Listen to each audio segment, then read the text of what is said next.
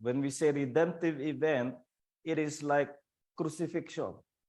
It's a redemptive event, not a personal experience. It's something that happened because it is part of God's plan of redemption. Then resurrection is a redemptive event. And then ascension, that these are redemptive events. They are once and for all, non-repeatable. Now the same is true with the outpouring of the Spirit. It's a redemptive event, which means it happened in the plan of redemption and will have consequences afterwards, such as the cross. One event, but consequences afterwards will continue. The fruit of the cross continues. The same is with the outpouring of the Holy Spirit. The modification is this. In the case of Pentecost, there was a second installment. The first installment, Acts 2, is for the Jews. But there is a second installment for the Gentiles. It was necessary because the Jewish church was so closed-minded as far as Gentiles were concerned that there was a necessity for another Pentecost for the Gentiles, which happened in Acts 10. And I will show, I'm in the process of making a tabular chart now to compare the so-called Pentecosts, Acts 2, then Acts 8 of Samaria, Acts 19 of Ephesus, and Acts 10 of Caesarea or the Gentiles. And I will show that the real parallel only are Acts 2 and Acts 10, Jews and Gentiles, not Samaria and not Ephesus. So there was we can say, a two installment Pentecost, but the Pentecost as such is a redemptive event. Go ahead.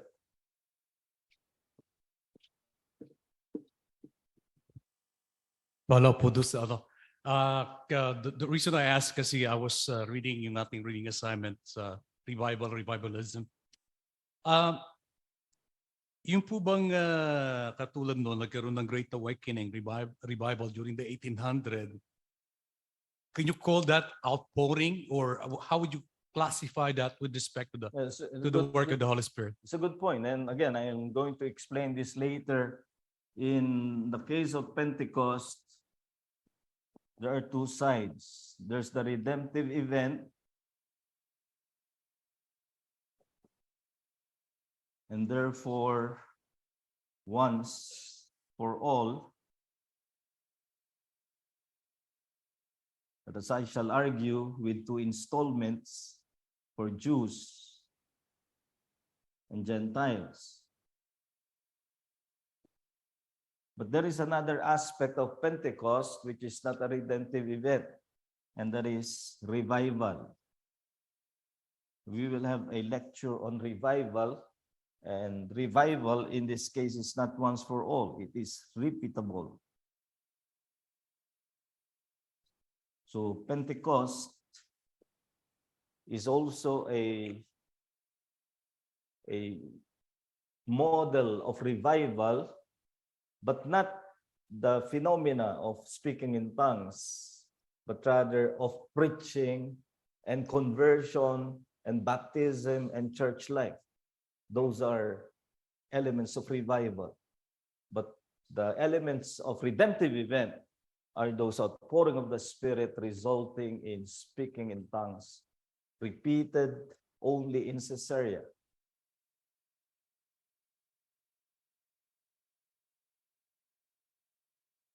From Join Rodlipa, I came from a Pentecostal and charismatic background and still within our organization, but with now influence of hyper grace teaching.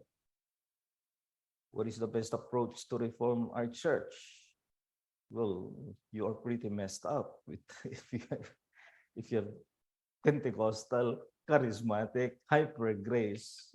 Those are all false teachings, and you better begin thinking about probably not so much reform, because I know you. You were just Pentecostal and charismatic. Now you're also hyper grace. Eh, mukhang lumalala. So you may have to think of reform. Reform, probably if not from within, but from outside. Just saying, uh, hyper grace is wrong from the false teaching of Joseph Prince. And of course, I will show later how the charismatic Pentecostal position of signs and wonders is wrong. Mon. Pastor, good morning. Clarification lang po dun sa speaking in other tongues. Kapag yung binasa po natin yung sa Acts chapter 2, nag-speak sila ng native language nila pero naiintindihan nung ibang language speaking dun sa own language nila. Parang ganito po, nagsalita ako ng Tagalog, naintindihan nung French sa salitang French, ganun po. Yun ang nangyari kay Peter. But as we will see, there were others who spoke. And so the debate here is whether speaking in other tongues means a miracle of the speaker being able to speak the language of his hearers. That's one possibility. And then while in 1 Corinthians 14, speaking in tongues is speaking in his own language with no miracle hearing. That's why he needs to be translated. But here, the two interpretative take is whether the speaker spoke his language miraculously heard by the hearers in their different languages, or the speaker spoke in the languages of his hearers. So it's either a miracle of speaking or a miracle of hearing to understand. But we'll come to that when we come to speaking in tongues. Okay. From Erwin David of Italy, my question, Pastor, is if you have received the Holy Spirit, is it possible now that the Holy Spirit can depart from you like in the Old Testament? Not the indwelling of the Holy Spirit, because the indwelling is now permanent, and one of the words used is sealing of the Holy Spirit. We are sealed forever according to Ephesians until the day of redemption, according to Ephesians 4:30. But there are certain works of the Spirit that may be withdrawn. His comforting work, his empowering work, his convicting work. If we grieve the Holy Spirit, there are certain works of the Holy Spirit either in the church or in the individual Christian that can be withdrawn. Assurance is one. One can come to be overwhelmed by doubts because he is not living the way he should, or perhaps he is absorbing teachings that are wrong. So there are certain works of the Spirit that are withdrawable, but as far as the indwelling and sealing of the Spirit, these are permanent blessings of salvation. Other questions?